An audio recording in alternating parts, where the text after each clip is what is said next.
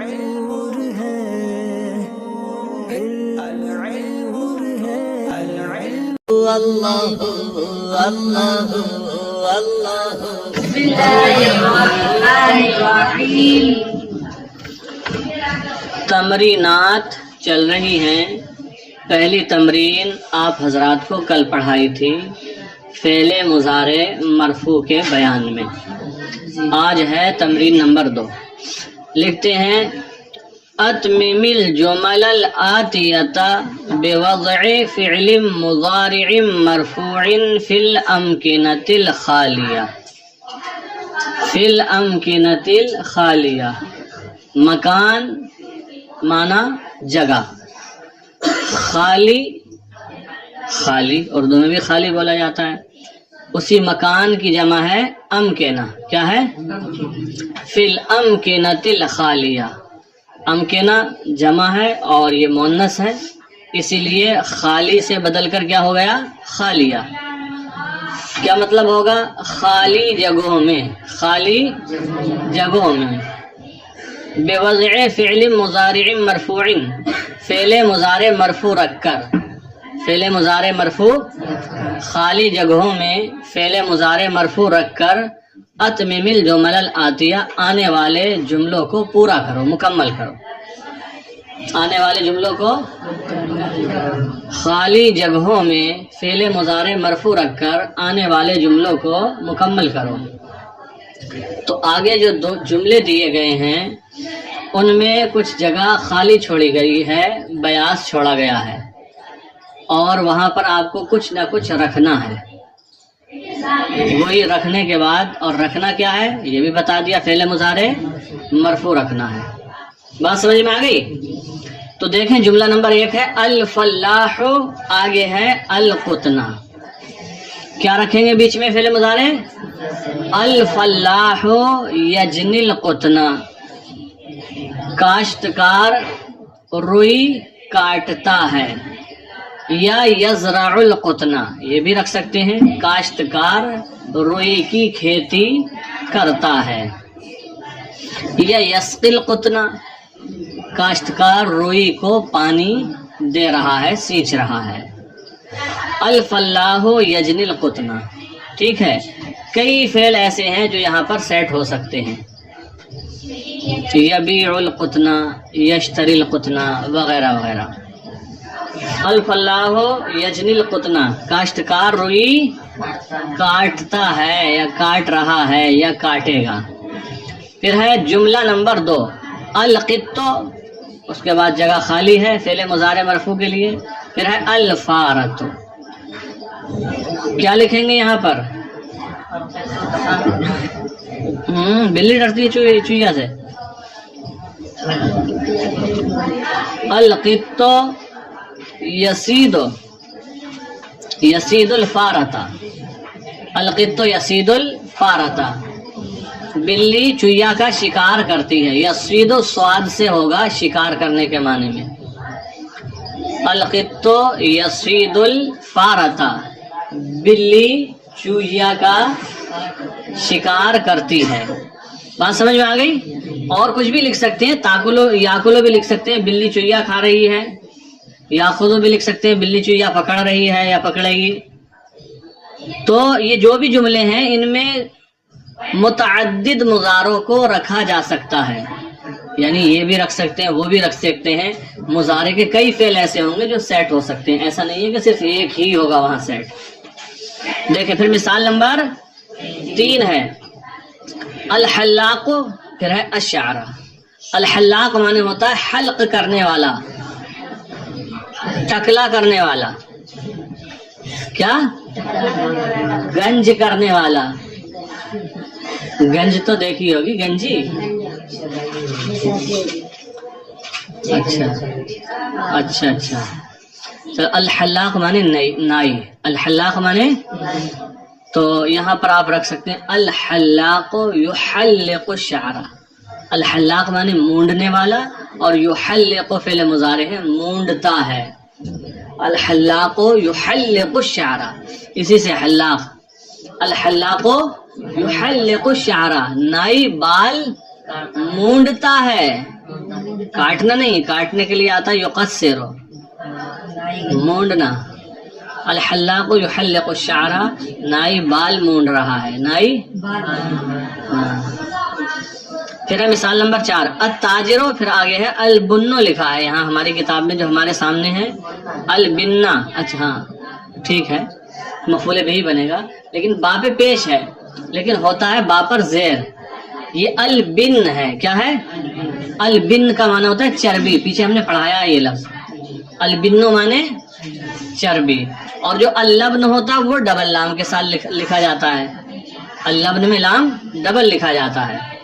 تو البنا ہے، یہ کیا معنی ہوگا؟ چربی. التاجر یبیع البنا، التاجر یبیع البنا، تاجر چربی بیچ رہا ہے، تاجر چربی بیچ رہا ہے. پھر مثال نمبر اور جملہ نمبر 5 ہے المرأۃ، پھر بیاض ہے یعنی جگہ خالی ہے، اس کے بعد الجرۃ. المرأہ مانے عورت، اور الجرۃ کا معنی ہوتا ہے مٹی کا گھڑا، مٹی کا گھڑا. تو آپ کہہ سکتے ہیں المرأۃ تملأ الجرۃ. ملأ یملأ کا معنی ہوتا ہے بھرنا. المرأۃ تملأ الجرۃ، عورت گھڑا بھر رہی ہے، عورت گھڑا بھر رہی ہے. بات سمجھ میں آ گئی؟ یعنی پانی سے گھڑا بھر رہی ہے. پھر جملہ نمبر 6 ہے العوض. عوض کا معنی ہوتا ہے بطخ، کیا ہوتا ہے؟ بدخ، بطخ. العوض پھر آگے ہے فی النحر، جگہ خالی ہے بیچ میں، تو آپ لکھ لیجئے یسبح العوض یسبح فی النحر، بطخ نہر میں تیر رہی ہے یا تیرتی ہے. پھر جملہ نمبر 7 ہے البستانی. البستانی جگہ خالی ہے، اس کے بعد ہے الشجر، درخت. تو آپ یہاں لے لیجئے یسقی، البستانی یسقی الشجر. یسقی، سقا یسقی مانے پانی دینا، پانی ڈالنا. مالی درخت میں، پودے میں پانی ڈال رہا ہے. البستانی یسقی الشجر، مالی درخت میں پانی ڈال رہا ہے یا درخت کو پانی دے رہا ہے. پھر ہے جملہ نمبر 8 الولد، پھر جگہ خالی ہے، پھر ہے المصباح. ولد مانے لڑکا، المصباح مانے چراغ. تو یہاں پر رکھ لیجیے آپ یونیرو یا یوزیو. الولد یونیر المصباح یا یوزیع المصباح. الولد یوزیع یوزی ضاد سے کلما اضاء لهم جو ہے. الولد یضیء المصباح، لڑکا چراغ روشن کر رہا ہے، لڑکا چراغ روشن کر رہا ہے یا کرے گا. تو مضارع کا ترجمہ حال والا بھی ہوتا ہے اور مستقبل والا بھی ہوتا ہے، دونوں کر سکتے ہیں. پھر جملہ نمبر 9 ہے، اس میں ہے الخادم. خادم مانے خادم، نوکر. پھر جگہ خالی ہے، اس کے بعد ہے المائدہ. المائدہ کا معنی ہوتا ہے دسترخوان. کیا ہوتا ہے؟ تو بیچ میں آپ رکھ دیجئے یبسط. الخادم یبسط المائدہ. یبسط کا معنی بچھا رہا ہے یا بچھائے گا. الخادم یبسط المائدہ، خادم دسترخوان بچھائے گا، خادم دسترخوان بچھائے گا. پھر جملہ نمبر 10 ہے البنتو، پھر جگہ خالی ہے، اس کے بعد ہے الوردتا. تو آپ یہاں پر بیچ میں رکھ دیجئے البنتو. قطفہ کا معنی ہوتا ہے توڑنا. تقطف، البنت مؤنث کا صیغہ ہے، مؤنث ہے. البنتو تقطف الوردتا، لڑکی گلاب کا پھول توڑ رہی ہے یا توڑے گی. البنتو تقطف الوردتا. تو یہ تمرین نمبر 2 مکمل ہو گئی. پھر ہے تمرین نمبر 3. دیکھیں اس میں لکھتے ہیں کون 5 جمل، 5 ایسے جملے بنائیے تبتدئ کل واحدۃ منها بفعل مضارع مرفوع، کہ ان میں سے ہر ایک فعل مضارع مرفوع سے شروع ہو رہا. 5 ایسے جملے بنائیے کہ ان میں سے ہر ایک فعل مضارع مرفوع سے شروع ہو رہا ہو. تو آپ اس طریقے کے 5 نہیں، شاید کوشش کریں تو 50 جملے بھی بنا سکتے ہیں. شروع میں فعل مضارع رکھ دیجئے. مثال کے طور پر آپ کہہ سکتے ہیں یأکل الرجل، مرد کھا رہا ہے یا کھائے گا. یعدل الملک، بادشاہ انصاف کرتا ہے یا کر رہا ہے یا کرے گا، عدل سے ہے. یعدل الملک، الملک مانے بادشاہ، بادشاہ انصاف کر رہا ہے یا کرتا ہے. یدرس الاستاذ، استاذ پڑھا رہے ہیں. یدرس الاستاذ، استاذ یا درس دے رہے ہیں. اور کتنے جملے بنا سکتے ہیں یہاں. یحرس الکلب، کتا حفاظت کر رہا ہے یا پہرا دے رہا ہے. کتا پہرا دینے میں بھی تو حفاظت ہی کرنا ہے. کتا حفاظت کر رہا ہے یا کہیں پہرا دے رہا ہے. حارس کا معنی پہرے دار ہوتا ہے، گارڈ. تخاف الفارت، چویا ڈرتی ہے یا ڈر رہی ہے. یا یجیو زید، زید آ رہا ہے. یذهب بکر، بکر جا رہا ہے، وغیرہ وغیرہ. بہت سارے جملے آپ بنا سکتے ہیں. یہ 5-7 جملے ہم نے بطور مثال ذکر کر دیے ہیں. پھر دیکھیں یہی تمرین نمبر 3 ہے، اس میں نمبر 2 ہے کون 5 جمل، 5 ایسے جملے بنائیے یتوسط کل منها فعل مضارع مرفوع، کہ ان سب کے بیچ میں فعل مضارع مرفوع ہو. 5 جملے بنانا ہے اور ہر جملے کے بیچ میں فعل مضارع ہو، ہر جملے کے بیچ میں فعل مضارع ہو. اس پر تھوڑی سی توجہ دینا پڑے گی.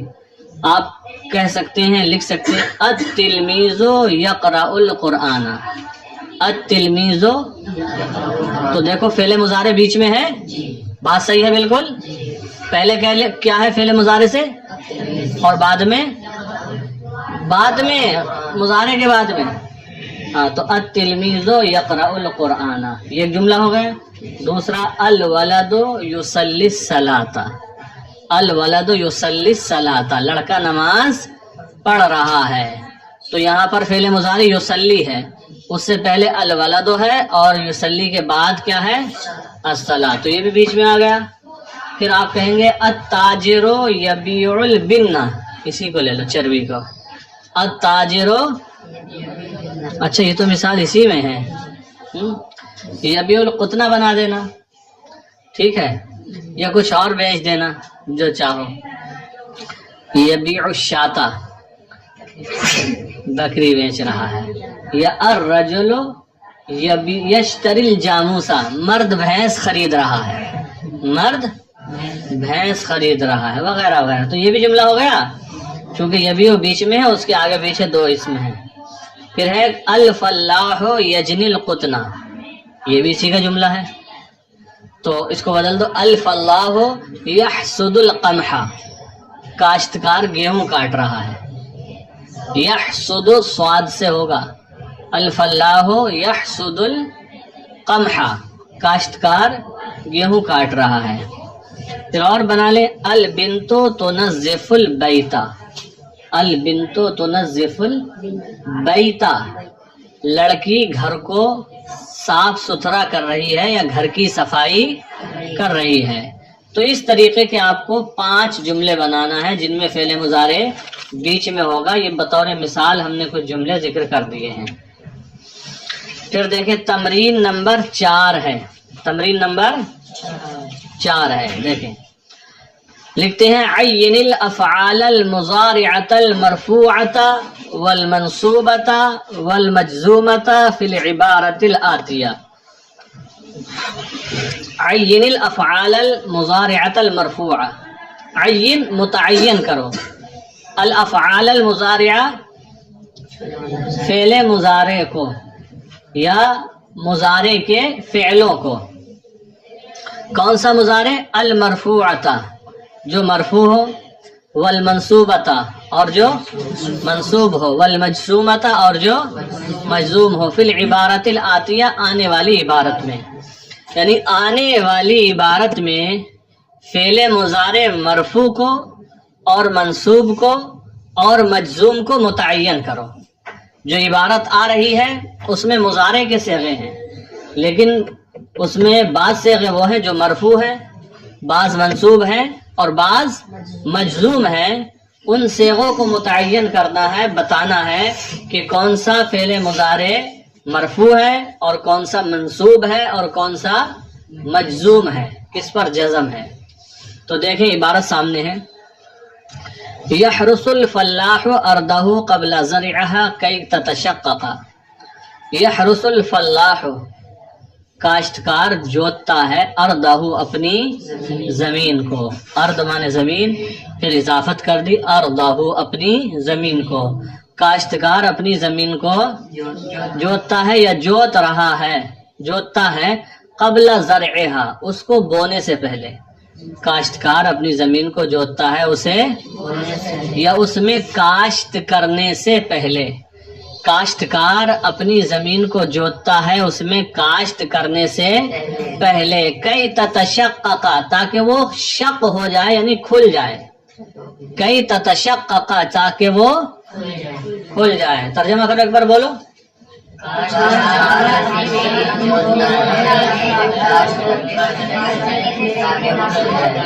کیا کھل جائے؟ زمین کھل جائے۔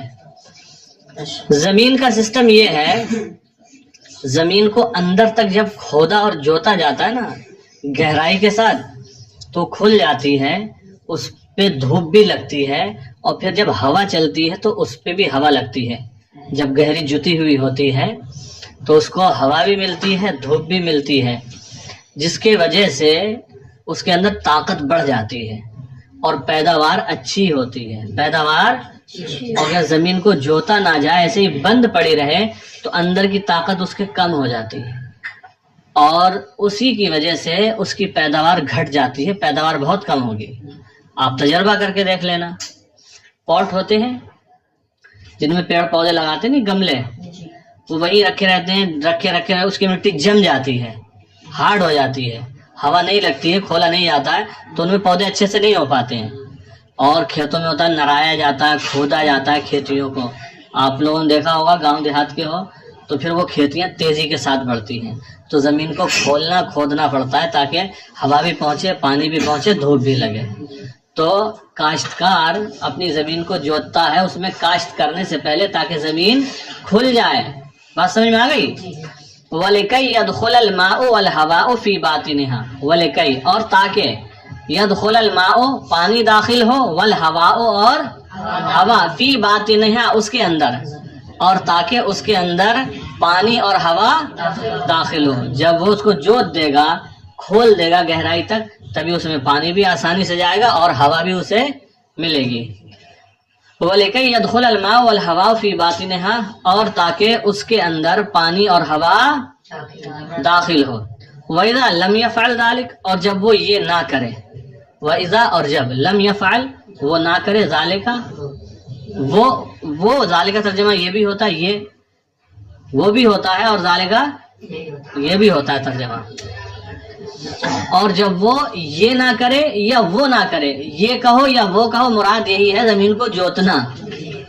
اور جب وہ یہ کام نہ کرے یعنی زمین کو نہ جوتے، فَإِنَّ الْمَاءَ يَقِفُ عَلَى سَطْحِهَا، فَإِنَّ الْمَاءَ، تو پانی، یقف، ٹھہر جائے گا، عَلَى سَطْحِهَا، اس کے اوپر، تو پانی اس کے اوپر رکا رہے گا۔ وَيَمُرُّ الْهَوَاءُ، اور ہوا گزر جائے گی، مِنْ غَيْرِ أَنْ يَنْفُذَ إِلَىٰ أَعْمَاقِهَا، اس کی گہرائیوں میں داخل ہوئے بغیر۔ نفذ، ينفذ کا معنی ہوتا ہے نفوذ کرنا، سرایت کرنا، داخل ہو جانا، گھس جانا۔ من غیر، غیر لگ گیا، من غیر ان ينفذ الى اعماقها، العمق معنی گہرائی، اسی کی جمع اعماق، اس کی گہرائیوں میں داخل ہوئے بغیر۔ وَيَمُرُّ الْهَوَاءُ مِنْ غَيْرِ أَنْ يَنْفُذَ إِلَىٰ أَعْمَاقِهَا، اور ہوا اس کی گہرائیوں میں داخل ہوئے بغیر گزر جائے گی۔ پانی اوپر ٹھہرا رہے گا، ہوا گہرائیوں میں داخل ہوگی نہیں، تو کیا ہوگا؟ وَبِذَلِكَ تَقِلُّ غَلَّتُهَا، اور اس کی وجہ سے اس کی پیداوار، اس کا غلہ کم ہو جائے گا۔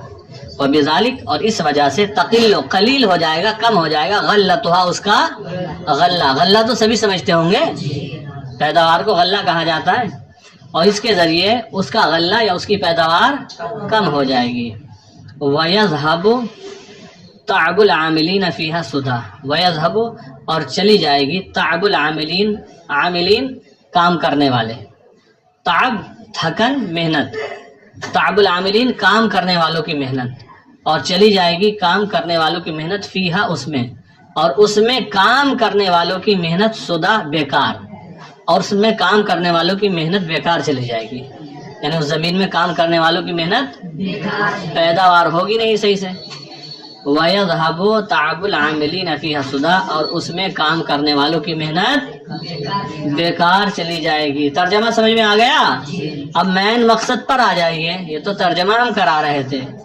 کیا کرنا ہے کہ آنے والی عبارت میں جو فعل مضارع مرفوع ہیں یا منصوب ہیں یا مجزوم ہیں ان کو متعین کرنا ہے. بتائیے, یحرس الفلاح ارضہ قبل زرعها کئی تشقق, اس میں کتنے فعل مضارع ہیں؟ پہلا کون سا ہے؟ کیا ہے؟ مرفوع ہے منصوب؟ مرفوع ہے. سبب رفع کا دوسرا فعل مضارع کیا ہے؟ تتا, یہ منصوب ہے. مفتوح مجرور کیا ہے؟ منصوب مفتوح تو ایک ہی بات ہوگی. منصوب ہے کیوں؟ کئی کی وجہ سے. پھر آگے ہے وَلِكَيْ يَدْخُلَ الْمَاءُ وَالْهَوَاءُ فِي بَاطِنِهَا. اس جملے میں کتنے مضارع ہیں؟ کون سا ہے؟ کیا ہے؟ یہ مرفوع ہے علی کیا؟ تو یدخلا پڑھو, منصوب ہے. تو منصوب ہے کس وجہ سے منصوب ہے؟ کئی کی وجہ سے. پھر آگے وَإِذَا لَمْ يَفْعَلْ ذَلِكَ, اس میں کتنے فعل مضارع ہیں؟ کیا ہے وہ؟ ہے کیا وہ؟ یفعل. کیا ہے یہ؟ مجزوم ہے. کیوں مجزوم ہے؟ لم کی وجہ سے. پھر آگے فَإِنَّ الْمَاءَ يَقِفُ عَلَى سَطْحِهَا, اس میں کتنے فعل مضارع ہیں؟ کون سا ہے وہ؟ یہ مرفوع ہے منصوب ہے یا مجزوم؟ وجہ کیا ہے رفع کی؟ وَيَمُرُّ الْهَوَاءُ مِنْ غَيْرِ أَنْ يَنْفُذَ إِلَى أَعْمَاقِهَا, اس جملے میں کتنے فعل مضارع ہیں؟ کون کون سے؟ پہلا اور دوسرا. تو پہلا والا کیا مرفوع ہے منصوب ہے مجزوم؟ کیوں؟ اور دوسرا مضارع کس وجہ سے؟ وَبِذَلِكَ تَقِلُّ غَلَّتُهَا, اس میں کتنے مضارع ہیں؟ کون سا؟ کیا ہے؟ منصوب ہے مجزوم؟ کیوں؟